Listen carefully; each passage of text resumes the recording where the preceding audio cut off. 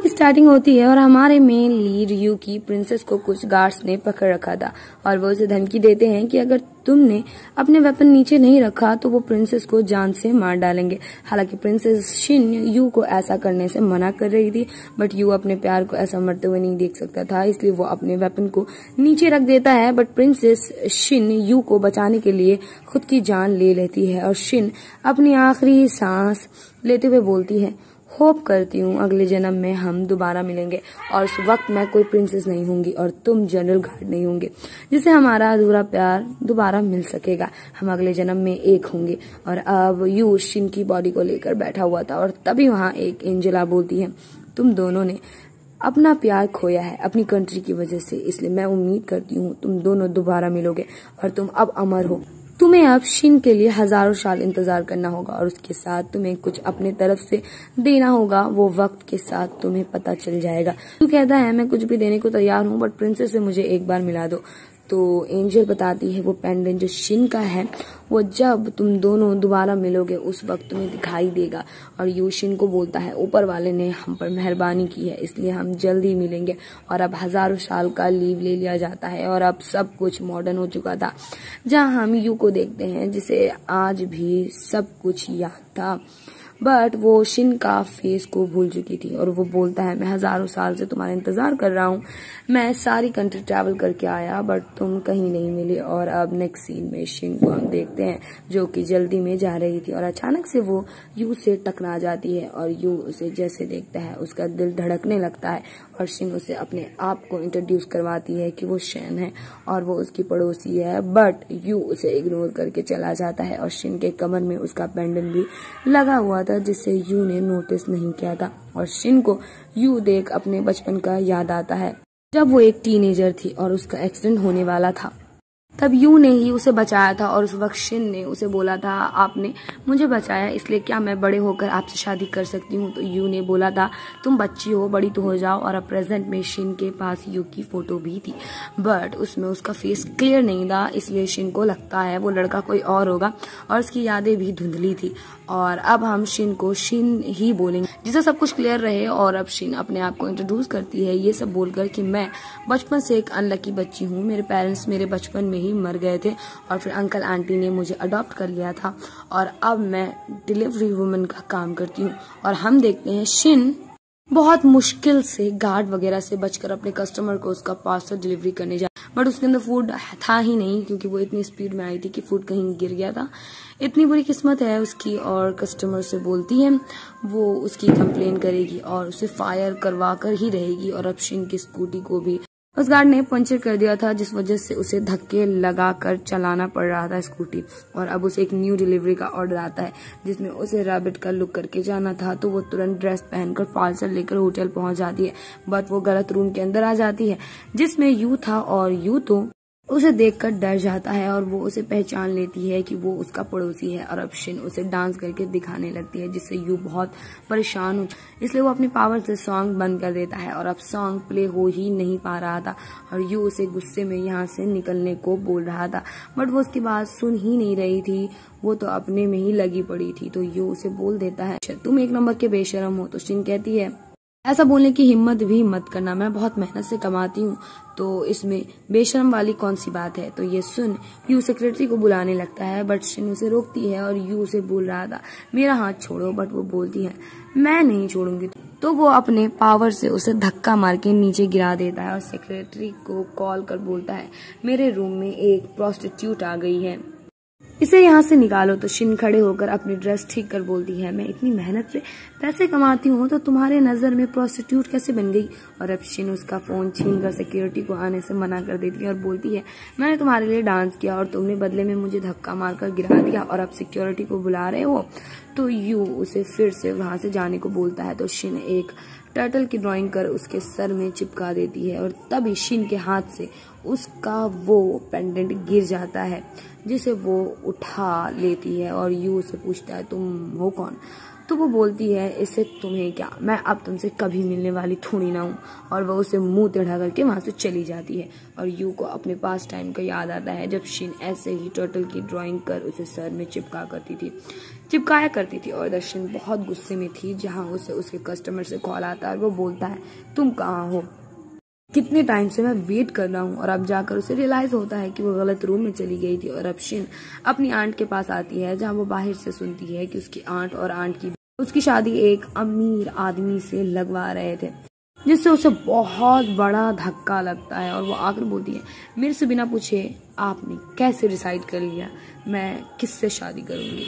तो आंट कहती है इनसे शादी करना तुम्हारे लिए बहुत गर्व की बात होगी, इसलिए इतनी एहसान फरामोश मत बनो। और वो एजेड अंकल शिन को गंदी नजर से देखने लगता है और वो उसे आज रात उसके रूम आने को बोलता है। तो शिन कहती है आप लोग कैसे इस ठरकी आदमी के साथ मेरी शादी करवा सकते हो। तो आंट कहती है मिस्टर लियू हा ग्रुप के मैनेजर है जो कि इस कंट्री के टॉप ग्रुप है, अगर तुम इनसे शादी करोगी तो हमेशा खुशी रहोगी। तो शिन कहती है अगर ऐसा है तो शीशी की शादी इनसे करवा दो, इतना ही वो उसे खुश रखेंगे। तो शीशी कहती है मैं तुम्हारी बहन हूँ तो मैं कैसे तुम्हारा रिश्ता अपने में ले लूँ, और वैसे भी मिस्टर लियू तुम्हें पसंद करते हैं तो ये तुम्हारे लिए ब्लेसिंग है। तो मिस्टर लियू कहते हैं मैं बता दूं बहुत सी औरतें हैं जो मुझे पसंद करती हैं और मेरे साथ रिश्ता बनाना चाहती हैं। तो शिन कहती है मैं आपकी बात पर भरोसा करती हूँ लेकिन उन औरतों में मैं नहीं आती, इसलिए उनसे शादी करिए जाकर जो आपसे करना चाहती हूँ।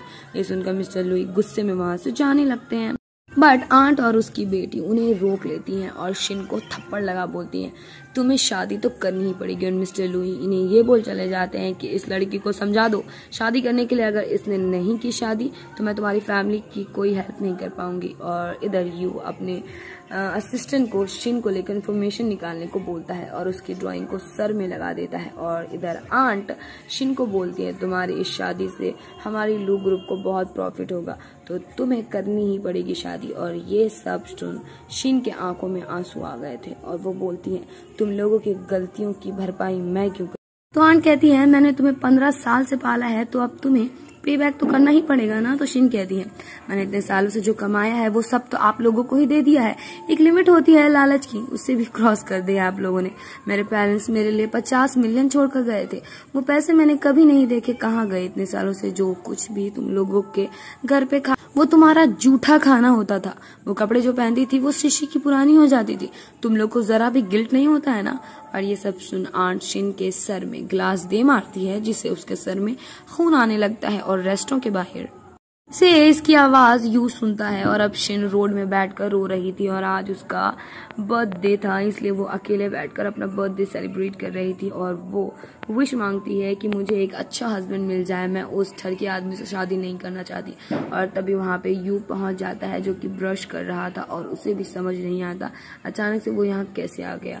और शिन कहती है आपको ऊपर वाले ने भेजा है ना मुझसे शादी करने के लिए, अगर आप सिंगल हो तो मुझसे शादी कर लो। बट यू कहता है ये कैसे पॉसिबल है, कुछ भी बोलती हो तुम। तो शिन कहती है मैं भी नहीं चाहती शादी करना, बट शादी करने के मेरे अपने रीजंस है। बट यू मना कर देता है तो वो सैड हो जाती है, जिससे ऐसे दुखी देख यू अपने पावर से फायरवर्क्स चालू करवा देता है जिससे वो बहुत ज्यादा खुश हो जाती है।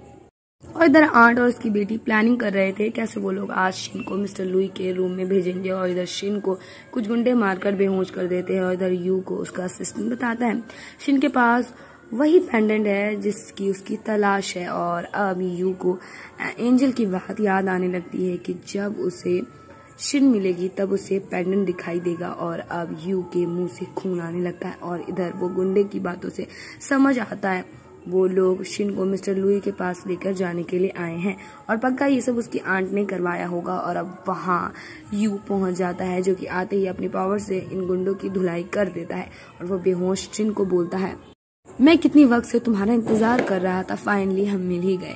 और अब नेक्स्ट मॉर्निंग शिन हॉस्पिटल में होती है जहाँ वो हैरान थी कि वो ठीक कैसे है जबकि कल उसका किडनैप हो गया था। और यू का असिस्टेंट यू को शिन की इतनी फिक्र करते हुए देख बोलता है मैं आपके साथ इतने सालों से हूँ बट कभी भी ऐसे किसी लड़की की इतनी केयर करते हुए नहीं देखा हूँ। तो यू कहता है मैं जिसे ढूंढ रहा था वो मुझे मिल चुकी है और ये वही है। तो इससे असिस्टेंट बहुत ज़्यादा खुश हो जाता है क्योंकि उसने देखा था कि कैसे यू शिन की तलाश करता था, उसने कैसे पूरी दुनिया छान मारी थी उसके लिए। और ये सारी बातें शिन भी सुन ही लेती है और उसे पता चलता है उसका पड़ोसी बहुत रिच है। और अब यू आकर शिन से कुछ पूछताछ करता है और उसे समझ आता है शिन को पास्ट लाइफ का कुछ भी याद नहीं है। और शिन के पूछने पर वो बताता है कि वो रोड साइड में बेहोश पड़ी हुई थी, इसलिए वो उसे यहाँ लेकर आ गया। और अब यू उसे शादी करने को बोलता है, बट शिन मना कर देती है ये बोलकर कि उसने उसे पहले रिजेक्ट कर दिया था, इसलिए अब वो उससे शादी नहीं करेगी और उसे कोई अच्छा लड़का भी मिल चुका है शादी के लिए। बट शिन मन में सोच रही थी, मुझे लगा था पड़ोसी कोई नॉर्मल इंसान है, बट किसे पता था ये नर्सिंग ग्रुप का प्रेसिडेंट है। मैं इसे डिजर्व नहीं करती, ये तो कोई अच्छी लड़की डिजर्व करता है। और तभी वहाँ शिन का फ्रेंड आ जाता है और शिन उसे उसकी हेल्प करने को बोलती है, उसके साथ शादी का झूठा नाटक करने को बोलती है। बट हुआन का कहना था उसे तो लड़के पसंद है, तो वो उससे शादी क्यों करेगा। तो शिन उसे धमकी देती है, अगर वो उसकी हेल्प नहीं करेगा तो वो उसकी सारी सीक्रेट उसके पेरेंट को बता देगी। तो ये सुन हुआन उसका गला पकड़ लेता है और इन दोनों में मारपीट चालू हो जाती है। और तभी वहाँ यू आ जाता है, जो कि इन दोनों की नौटंकी देख रहा था।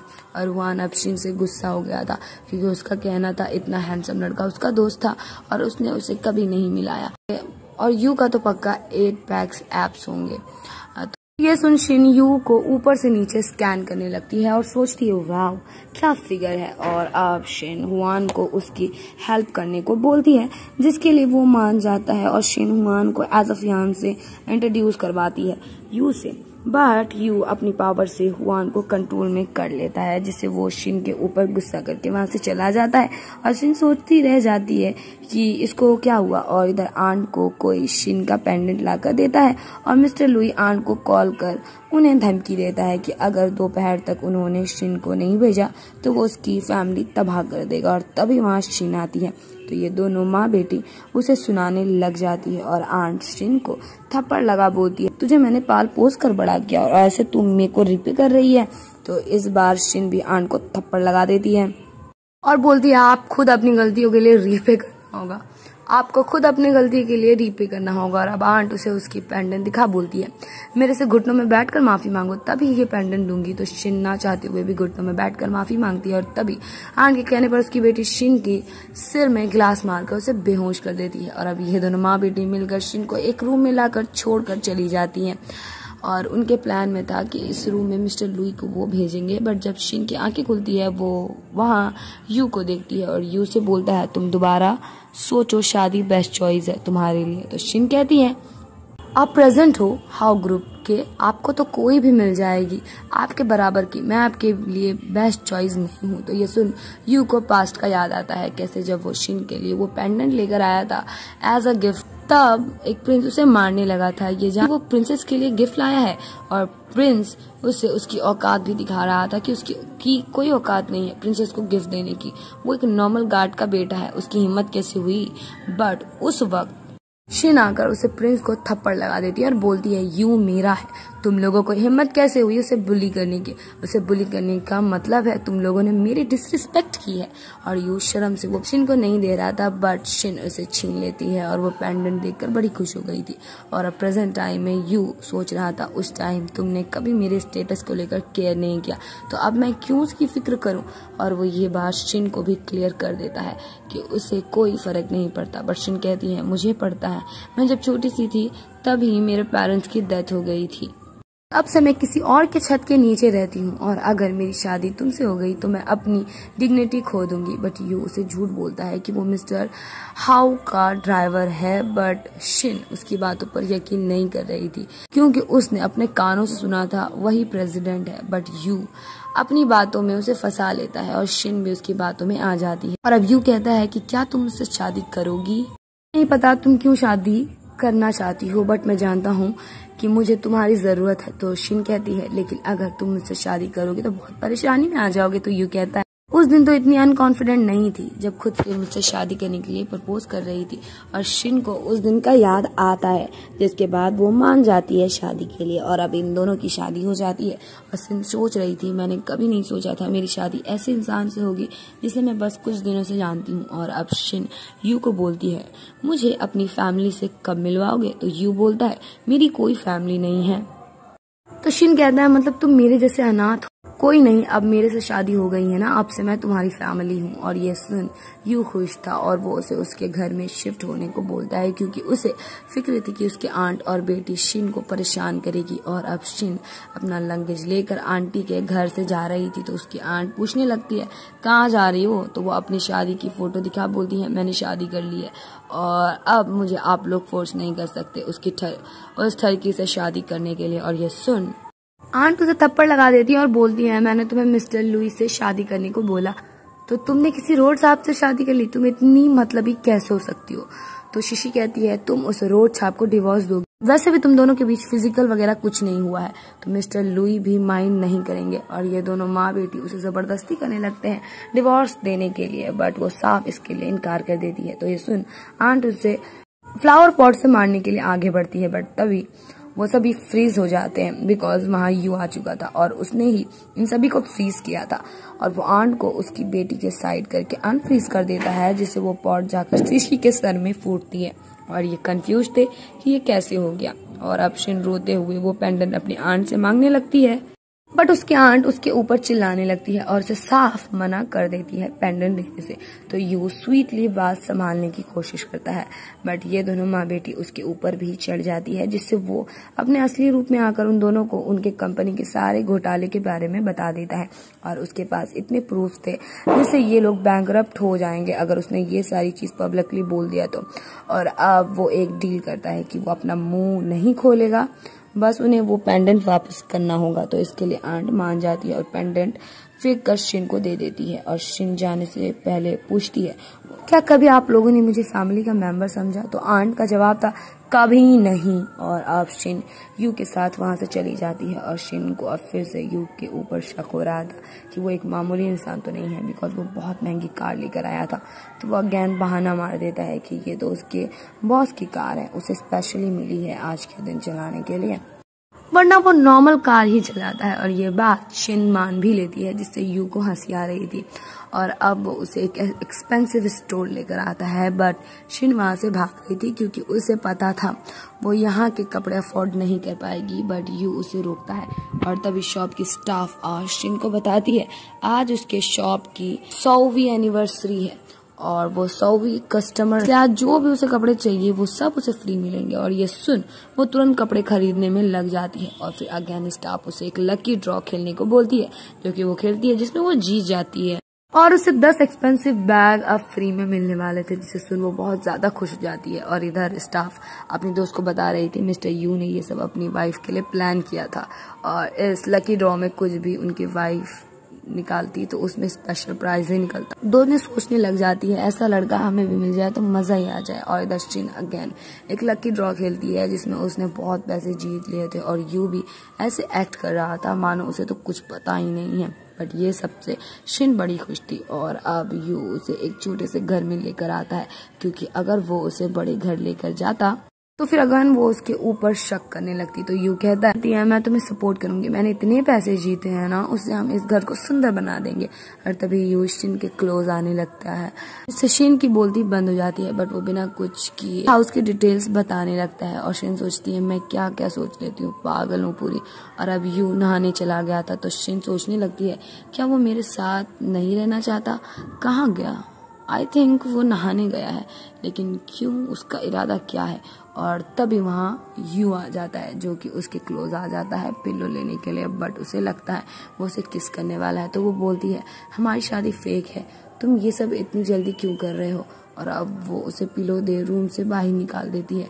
और अब नेक्स्ट मॉर्निंग यू शिन के लिए फ्राइड एग्स बनाता है और उसमें वो शुगर भी डालता है। तो शिन कहती है तुम्हें भी ऐसे फ्राइड एग्स शुगर के साथ खाने पसंद है। तो यू कहता है ये मेरे लिए नहीं तुम्हारे लिए है और मैं सब कुछ जानता हूँ तुम्हें क्या पसंद है क्या नहीं। और ये सुन शिन को अजीब लगता है और यू उसे एक ड्रेस गिफ्ट करता है जिसे पहनकर शिन आती है और यू को वो बहुत सुंदर लग रही थी।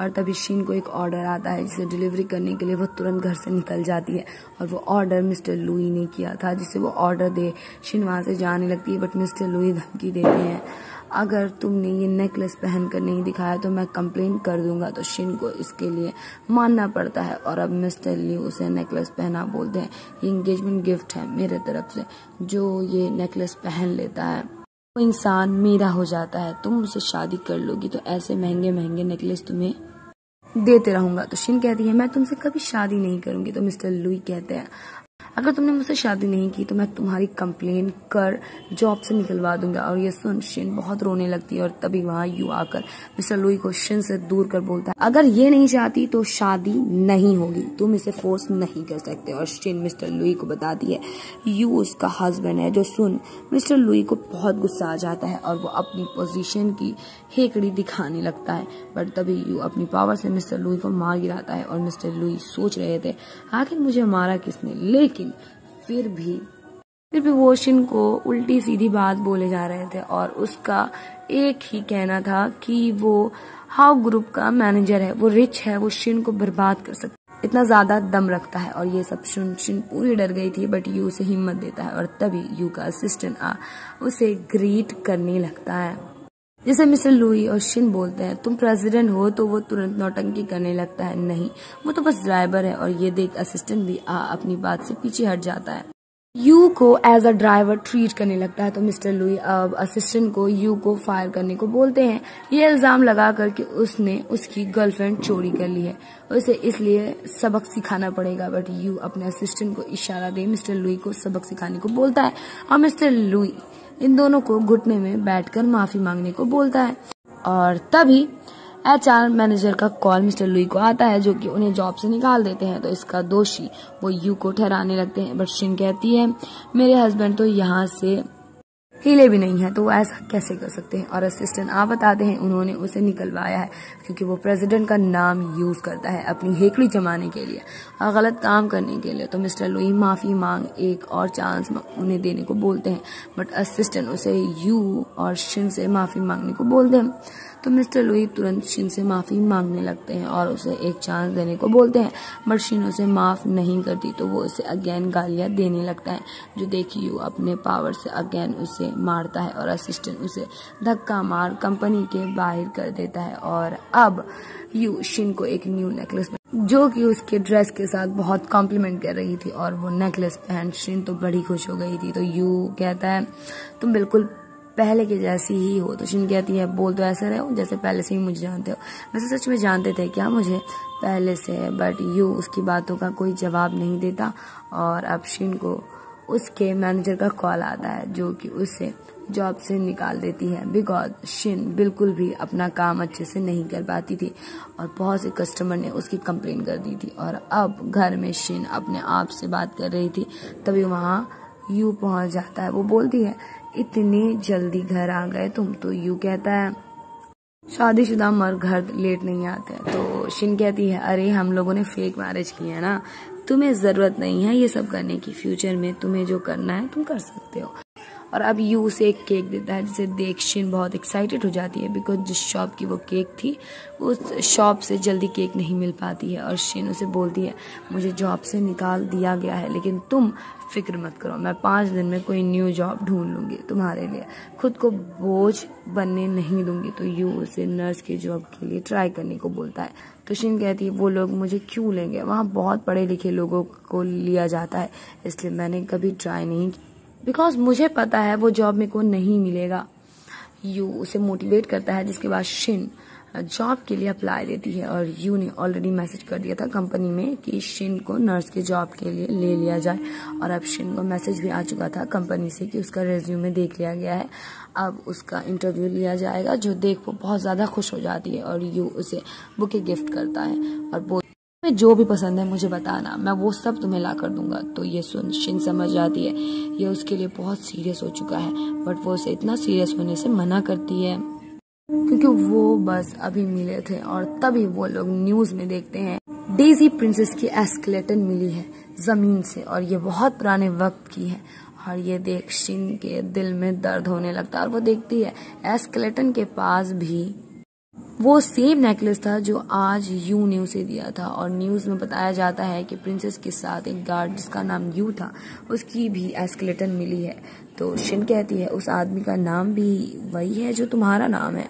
और अब न्यूज में आ रहा था कि गार्ड और प्रिंसेस एक दूसरे से प्यार किया करते थे। जो नेकलेस मिला है वो प्रिंसेस को उनकी शादी के बाद एज अ गिफ्ट दी गई थी। बट ये दोनों प्यार करने वाले बहुत कम उम्र में मर गए थे और उनकी लव स्टोरी अधूरी रह गई थी। और ये सब देख यू इमोशनल हो गया था, इसलिए वो टीवी बंद कर दी। और अब सोचने लगती है पक्का ये मेरे साथ इतने अच्छे से इसलिए रहता है क्योंकि मैं इसकी एक्स के जैसी लगती होंगी। और इसलिए वो अपना नेकलेस यू को लौटा देती है और बोलती है इस नेकलेस की असली ओनर मैं नहीं हूँ। और वैसे भी हमें डिवोर्स लेना ही है एक दिन, तो इतना इन्वॉल्व नहीं होते हैं एक दूसरे के साथ, यही अच्छा होगा। बट यू को गुस्सा आ जाता है और वो बोलता है देखते हैं कब डिवोर्स लेंगे हम दोनों, और जब डिवोर्स हो जाए तभी ये लौटाना, अभी अपने पास ही रखो। और इसी के साथ इस पार्ट की एंडिंग हो जाती है। और अब मिलते हैं हम इस ड्रामा के सेकंड पार्ट में।